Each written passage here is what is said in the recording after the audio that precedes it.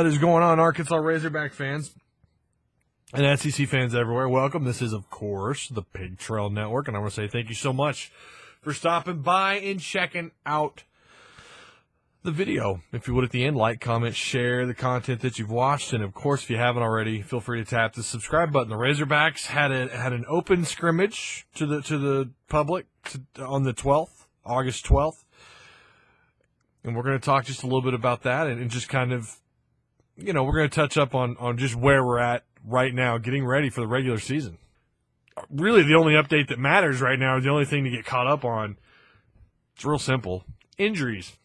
Left and right. Foot injuries left and right. TJ Hammonds, now I don't know what his injury was. I forgot. I think it was a foot, knee, below the knee injury. I'm not really sure. But, guys like Dre Greenlaw, TJ Hammonds, Jared Cornelius, the list kind of goes on. There's a lot of injuries, and a lot of them are foot injuries. There's some younger guys that are getting banged up. I mean, you expect some injuries, but it seems like a little bit more than what they had last year. And obviously, you already had the biggest injury happen in the spring when they lost Raleigh Williams. We forget about that. But that's a part of those off-season injuries. Arkansas, when you think about it, that was a star running back. That's a pretty big loss, and I haven't even gotten into that yet. I really have been meaning to make some content about that, trying to replace that production. Should DeVall Whaley be able to do it? Sure. But you're talking about DeVall Whaley's production, but he's having to step up into that number one role. Who's going to step up behind him? And when you look at the overall loss there at that position, that's pretty big. And I am a little surprised. When I went to that scrimmage today, there was a lot of running and a lot of swarming to the ball from the defense and a lot of physicality, a lot of pads popping. They did let up on pass rush when they got close to the quarterback. The defense did. But when it came to running the football, they definitely made sure that, they played pretty aggressive. And I'm surprised that they ran it as much, but you got to break these guys in one way or another, and I don't have a problem with that philosophy at all. I know there are some fans, especially when Raleigh got hurt, there were fans that were really upset about that, but you have to break these guys in. Injuries are going to happen. They're a part of the game. They're going to happen, and Arkansas is not the only team to do that. Arkansas is not the only team. When you're trying to establish a physical identity, the last thing you want to do is not be physical in practice. Okay, and there's so much more than just the running back getting the ball and hitting the running back. I mean, there's, you're going full speed in those trenches. Those offensive and defensive linemen have got to get used to that. And that's what we talk about when you got to have depth at the line of scrimmage. That's why.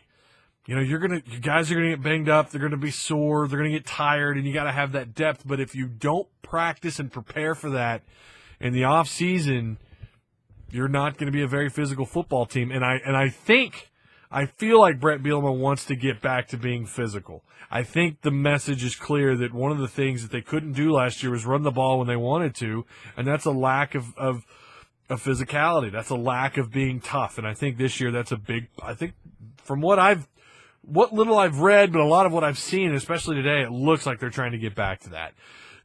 But yeah, injuries have been a pretty big deal. Again, when you throw in Raleigh Williams, and then you throw in a guy like TJ Hammonds, Jared Cornelius, Dre Greenlaw, the injury bug's been it's been all over the place. But luckily, a lot of those guys are looking to come back within the first couple of weeks. So that's good news. They're not super long-term, couple of months kind of rehabilitation or anything like that. It's, a couple of weeks, So hopefully those guys will be back for the first game on the 31st. I'd really like to see this team as healthy as possible by then and see what they can do on that Thursday night. The scrimmage today, what did I think? It's a scrimmage, and I get asked this. Someone already hit me up on Twitter in the DMs. Hey, you went, what'd you think? There's not much, Chase Hayden continues to look impressive. He's going to get the ball, and I think the real question is starting. I know we've got this battle for the backup position for the quarterback spot, and there's an article that I need to read that actually touches on that a little bit. But the backup, who's going to get the second most carries? And Chase Hayden is really creating an argument here. He's really making an argument that maybe he should be getting some carries. Is he going to be this year's DeVall Whaley? The guy is that where they make up that loss of production? You know, with Raleigh being out, and you need someone to fill in the shoes that Dubois, fill in Dubois' shoes from a year ago. You need that, and Chase Hayden looks like he could be the guy. Really impressed by him. Ty Story, saw him throw the ball a little bit today. His technique is better. I like his throwing motion; it's improved. But he threw a couple of just really bad passes. I think he only had one pick, and I can't remember if it was him or Dalton Hyatt. Someone threw, looked like a fade route or something, and I don't remember who the target was. I want to say it was maybe Stewart, but Ryan Pooley was all over it. Turned around, did a great job, defended the play, defended the pass. That would have counted as a pass breakup. Remember, this was a guy that last year, who didn't even start all of last season, had the third most pass breakups in all of the SEC. So it's good to see that he still looks good, and I think he's going to be a strength of the defense. But yeah, again, it's tough to say. They definitely ran the ball a lot, which surprised me, but they look good. Kelly, of the quarterbacks, looked the most impressive. I think there was a play in where we were sitting. It was kind of hard to see, but it looked like a developed screenplay that got broken up by the defense, and Kelly just threw the ball to the ground. And it was a legal play. It would have been, an incomplete pass. It was spot on. I think that was the right call. Again, we were on the other end. It was kind of hard to see what was going on down there, but that looked like what the play call was. It was a designed screen.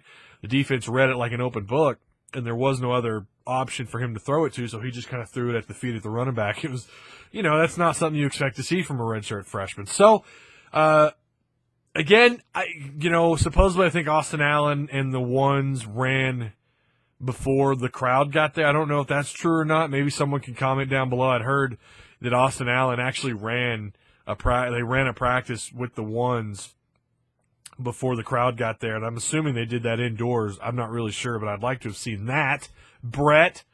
But hey, I was glad they didn't cancel it. There was rumors there's gonna be a lot of rain. They didn't push it back or anything, so it was good to see some pads popping and football's in the air in Fayetteville, and it is